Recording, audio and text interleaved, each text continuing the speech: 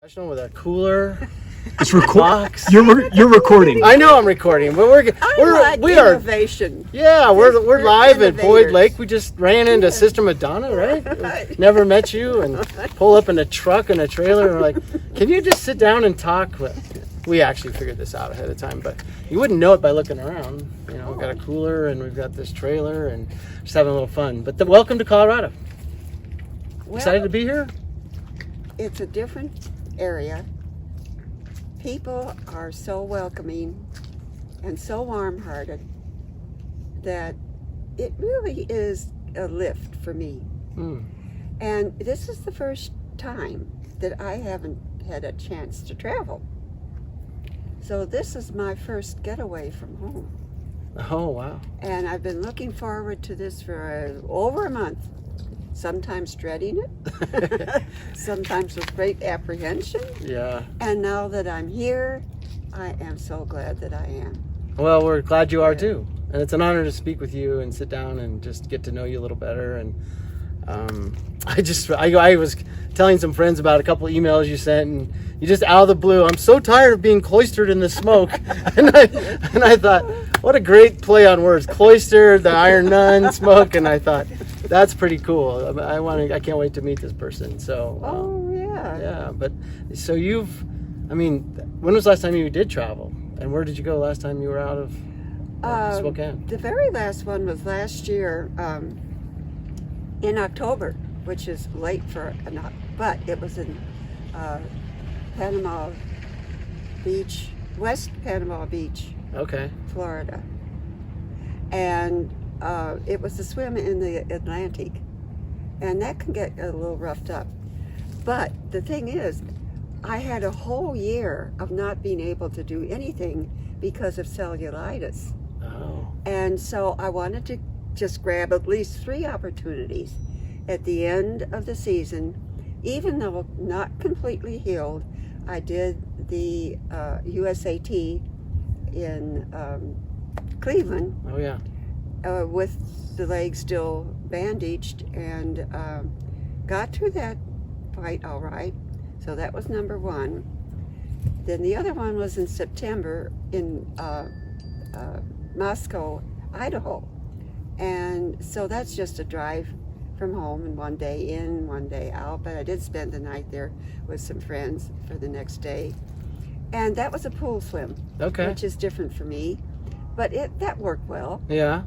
So then the last one was in October at West Panama Beach. And like I say, people, I think there's such a difference in triathletes than some of these other one die or kill arrangements where they're, clawing at each other. We're family. Right? And so never have I, right now, since I don't have any family around, I just lost 2 brothers and one still remaining in Colorado, Yeah. that it's become my family. So every one of you that I meet has become my family. When did your family begin? When was your first triathlon? In Spokane. I did everything backwards. Bass backwards? My first try that was, it was a pool swim in Spokane. And that was the funniest sensation I'll never forget. After swimming, running, Yeah. I felt like I was a drunken sailor. You know that from experience, do you? Well, you've got a point. But no, and then I was trying to catch up with the person in front of me, and by the time I passed him, I had found my gait, and then it was the bike. But the very next one was a half. A half Ironman. From nothing to a half. Sure. And that was, What year would this have been? well, let's see, 85 maybe? 85. No. Okay. Well, anyway, it had to be, this is going on 30 years for me. So it was somewhere back 30 years. When I was in, You can do the math. Oh, yeah. Yeah, So, save my brain. well, you're doing really well. So you're in mid 80s, your first triathlon. How did No, you, I was in my 50s. But no, sorry, mid 1980s. You were in your 50s. Yeah. And what was it that sort of got you to want to do that? Was there something dramatic that you said, I'm going to go do triathlons, or how did you get into that? I never heard about them. Okay. And I never was introduced. I was introduced to running by a priest of all things. Yeah. Yeah, I was on the Oregon coast and waiting for the priest to begin his workshop. And the evening before, we just had an informal round table discussion, and he started talking about the benefits of running. And this was in the 70s. Hadn't heard nothing about it because it started in the 70s, and this was 78. But I was semi-cloistered, so why would I know about it? So anyway, he said, and I said, you know what? I can see getting out there and running for no good reason. And when he said this, it really caught my attention. He said, it actually harmonizes mind, body, and soul. Mm. I thought, well, I look at myself as being a complete person, so maybe it might work. But then when he said, then you'll get the runner's high after you've done it. You've got to do this for at least 3 months before you get the runner's high. What? 30 years later, do I know what the runner's high are? Well, I sure know about the lows. I can tell you that. Yeah. But anyhow, it inspired me. He said, now all you have to do is get out on the beach and run between the two eddies, or you'll get wet. And I thought, so what? I do this all the time, but I don't run it. I walk it. So I was very well aware of how far it was. So when it got dark, I put on a hand-me-down pair of running shoes and went out on the beach between the two eddies and came in the side door, and who was there but Father? He said, well, where have you been? I said, out doing what you said. And he said, well, how long were you out there? I said, 5 minutes. And he said, well, do you know how far that is? I said, half a mile. He said, well, when did you stop? I said, I didn't. He said, well, you got to keep on doing this. That's when he said, before you get the runner's high. So when I finally got home, I did my own developing of photography at this shop. And I saw on the advertisement of Bloomsday. In those days, it was an 8.2 mile run on the window. And I thought, that's crazy. Looking at all those people elbowing their way against each other. Crazy. And I rejected it all the way home until I got this long distance phone call from my mother. And she was trying to gently inform me that one of my brother's marriages was in jeopardy. And I listened and I said, well, you know, I am not surprised. And she said, no. And why? I said, well, Mommy, you're not going to like this, but I attribute it to an unacknowledged alcoholic problem. Mm. Oh. And then I said, I'm going to do it. She said, oh, what are you going to do? Well, I'm going to do this run in Spokane, hoping that my will to endure will be transferred through God's help to my brother's will to give it up. Oh, well, how long is it? And then I gulped myself. 8.2 miles. So that's what started She said, you can't do that. So we hung up. She felt worse than when she first called with the information I handed her. So what she did is call my brother and tell him what I was about to do. Then I got another phone call from her immediately, almost, and she said, well, I talked to your brother who runs, and he thinks it is not a good idea. I said, Mommy, running track is a lot different than running endurance. Please let him know.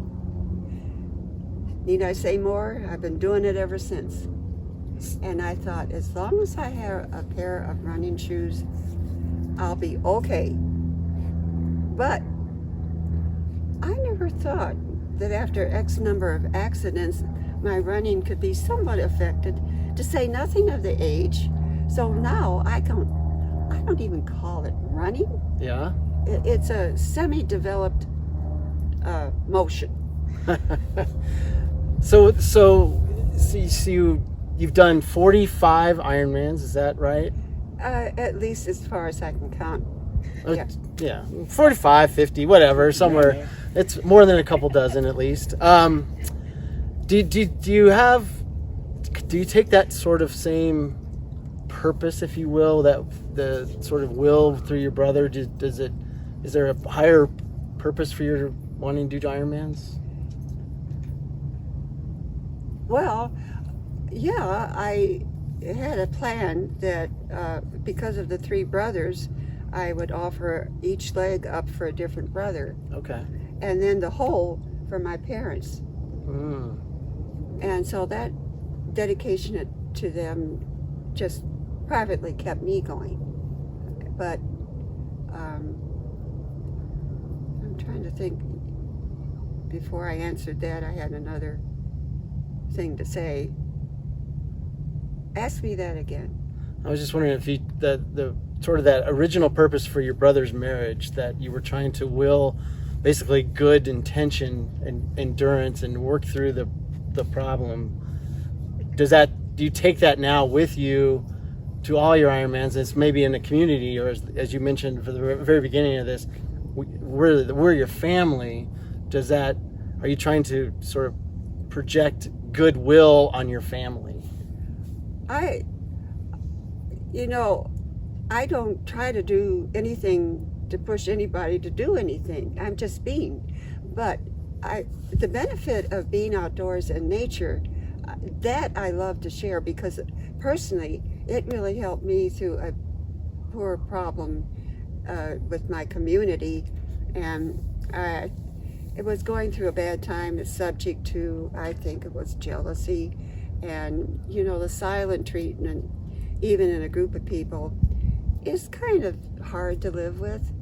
And so I was training for marathons when I was out there, and that's being out in nature for a good length of time. And so I was working through my problem, and all of a sudden it appeared to me, what have you got to worry about? I made all this beauty for you to enjoy. What's your problem? I thought, well, you've got a point. So nature is a healer. Yeah. Being able to get out in nature. And I don't own that. It's for everybody's benefit to take. Right. And it's people who isolate themselves, who for some reason or other don't like themselves. But even when I visit jail, I sometimes ask, do you love yourself?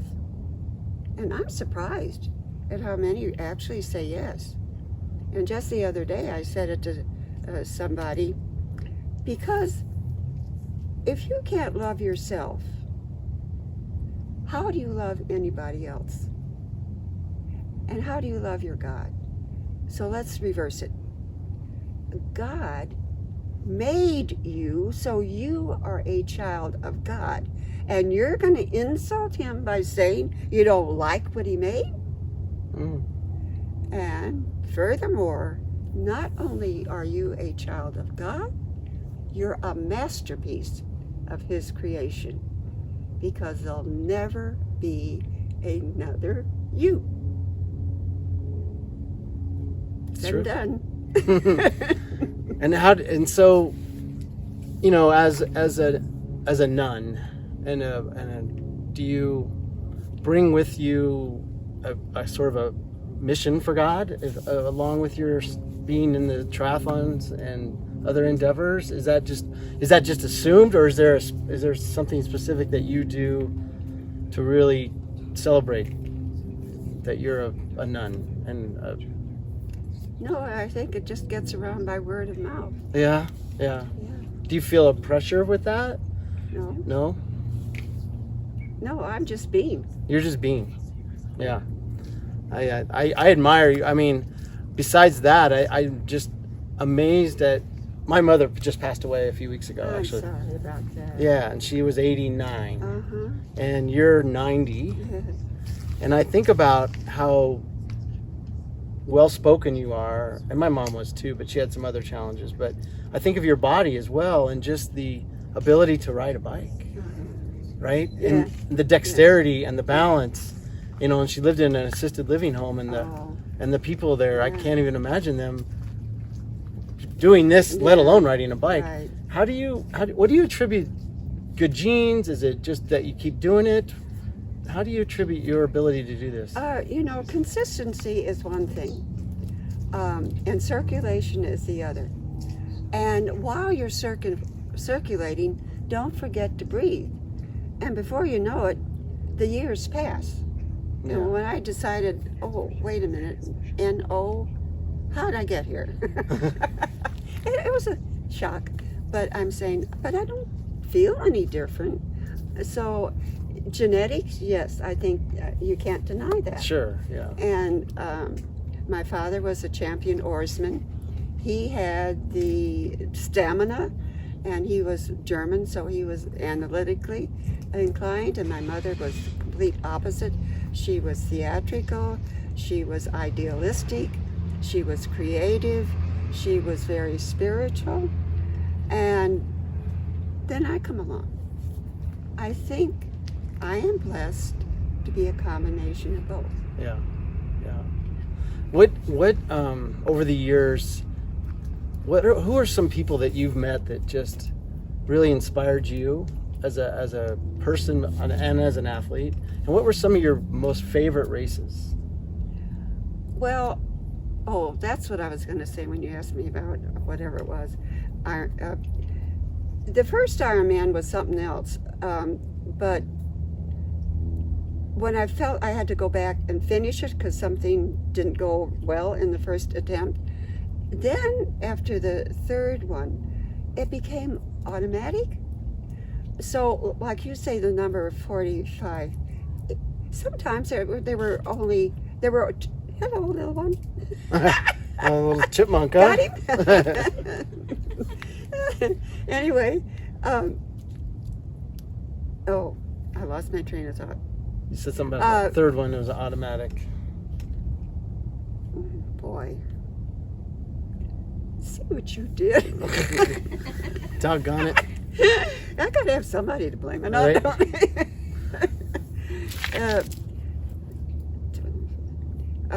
Well, I say it became automatic, and sometimes there were two Ironmen within a space of five weeks from each other. Wow. So that's what added them up. Yeah. But it became so natural. It was kind of like walking in the woods when you kept consistency. That's the other word I wanted to use. Consistency and circulation. Yeah. So if you're consistently moving, well, you're doing what you can. And you're breathing, and that's a good combination. It is. It is. It's not good when that's not happening. So I hear. But, Yeah.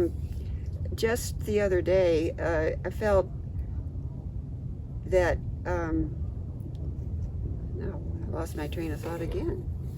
Consistency. Well, that one's shot. Ask me something else. I was just wondering if over the years you've undoubtedly met some of the, Oh, that's what like it a was. Mike Riley or a Yes. Bob Babbitt or some people Yeah, like yeah. that. And who have you met that maybe just I Really love inspired. Mike Plant. Mike Plant. Oh yeah, he was the best announcer. Oh, and Steve King, Steve the King. Canadian announcer. Okay. Those two were my favorite announcers, and they really cared about their people. They really knew and studied about their athletes. Yeah. And oh, you're an Ironman. Well, so what? And I'm not an Ironman. I'm an Ironwoman. And one day, I won a triathlon. Mike, what's his name? Riley. Riley, attended the golden dinners that was put on for the 60-plus Ironman triathletes. And I took him aside and I'm saying, because he's still the announcer for I don't know how many. Right. And I said, Mike, do you know the difference between the genders? Yeah. Oh my gosh. I said, well, is it possible that you could say Iron Woman or Iron Lady instead of an Iron Man when you see one of those females passing? Yeah. Oh, he said, well, I couldn't do that. I had to take it up with the committee. I said, all right. Then, this was the year of 2006 when they had that earthquake. And they had it a week later by God's intervention because they were supposed to. They always had it the second weekend in October until Love Boat got preference and their nose was out of joint. But they took the third one that was left to them. Had it been the week before, there would have been a lot of casualties out there on that course with a hurricane. An earthquake. Yeah. So anyway, to make a long story short, my nephew had also died just exactly a month before this event. And so naturally I was thinking about him. No one had known what caused it yet. So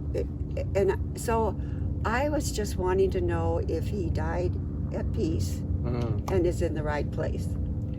So this was a very difficult Ironman. The weather was not the same. It was not Hawaii at all.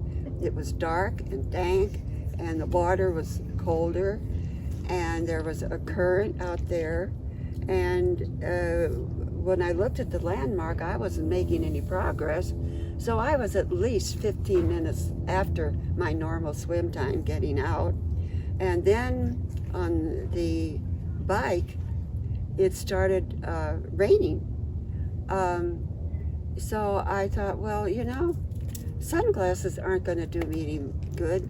They don't have any windshield wipers invented yet for sunglasses. So goodbye for them. And it was a headwind on top of it. So you were getting the rain right in your face. So I said, well, I've never closed my eyes riding a bike before, but it was open, shut, trying to get through that until it stopped raining. So the bike time, needless to say, was a little affected by that as well. And then came the run. Well, it started raining again. And I was way kind of toward the tail of the end. And everybody had gone to shelter. And here I was on that dark course, still in town, hadn't even gotten up to the top for the main road run, and feeling chilled, and the rain coming, and came this voice, don't run. If you run, you're gonna fall. Because it was ankle deep. Oh. And you're gonna not be able to get up. You're too weak. So I said, all right, so I'll walk. So I slushed through over. I'll take the sidewalk. Maybe it would be less there on top of the sidewalk. but I couldn't see the curb. So as I'm stepping, I slipped down on the curb and bang on both knees. By that time, the putt-putt who had been following me and yelling at me, "You're 9 minutes down." I thought, what in the world is he talking about? And then it dawned on me that he means if I don't do something about it, I'm going to miss the cutoff time right. by 9 minutes. So all of a sudden, this couple came from nowhere, yanked me to my feet. I couldn't tell you today whether it was black, purple, red, or green, but I didn't even look to see if I was bloodied because I knew the rain would wash it off anyway.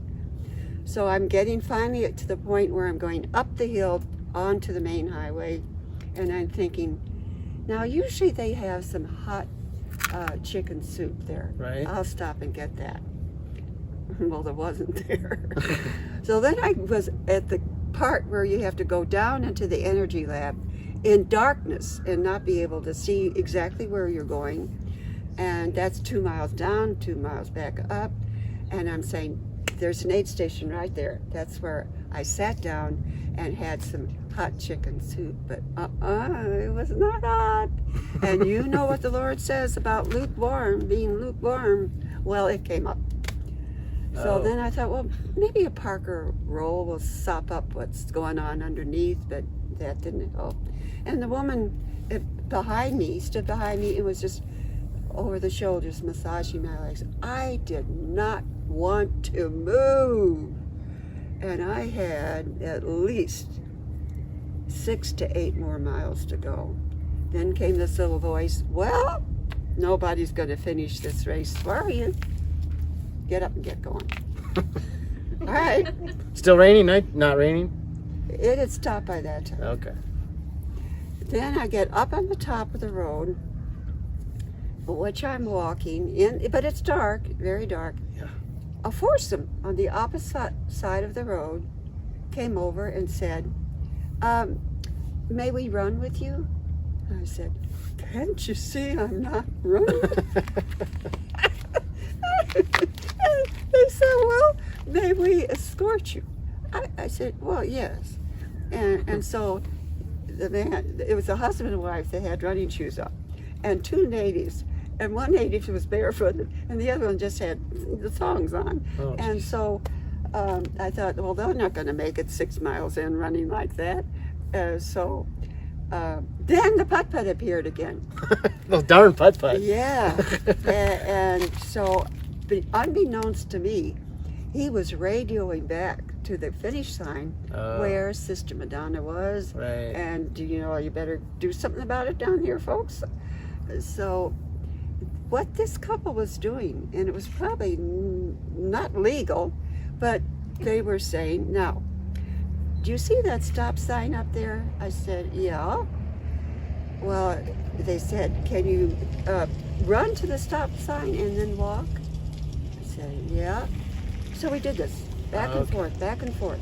They let me run and tell me when to stop and I could walk, until we got to the top of Payne's Cay Hill with a mile and a quarter left to go. Okay. And so then they said, now, this is as far as we're going to go with you. In the meantime, the 2 natives had disappeared, as I suspected. And they said, now, when you get to the bottom, don't stop and walk. I'm thinking, how do they know I always do that? This is unreal.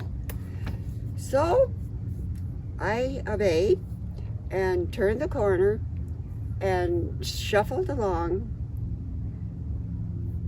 I knew the time was of essence.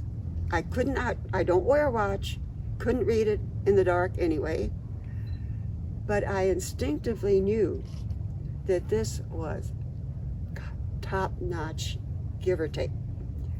So I said, I made a bargain with God. I said, you know that I've been wanting to know how my nephew is.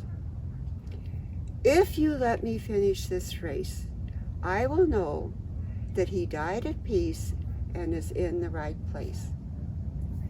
All of a sudden, I felt a presence behind me on the right side, in the dark. And then came this little saying, what you're doing is supernatural imposed on the natural. I said, okay. But then it was almost like I was tempting God, because I didn't feel my body anymore. I just thought there's only motion. I knew I was moving, but I did not feel my body doing it. Wow. And then I got down to the main road where you go in, and there's usually a bunch of high fives out there for you. Came the little voice again. Don't you dare honor any of those high fives. You'll be knocked back, and it will cost you seconds, which you cannot afford. So I put on my blinders and headed straight to the finish line. But it wasn't landing on the flat ground. This was the only year they built a plank where you had to run up the plank to get to the finish line. Yeah. Well, by the time I got up there, I doubled over with the drive heaves, and Mike Plant was jumping up and down, yelling at the crowd, "The Iron Woman! Yes, her nephew's in the right place. Yes, he's a piece." Wow. The excitement was electric. That's so amazing. And my time was 16 hours, 59 minutes, and 6 seconds. Wow. So you had 54 seconds to spare. Had I done any of those things, Wow. That's it would have amazing. cost me. That is a story. If I didn't listen to that. Everybody gets these little inspirations from time to time.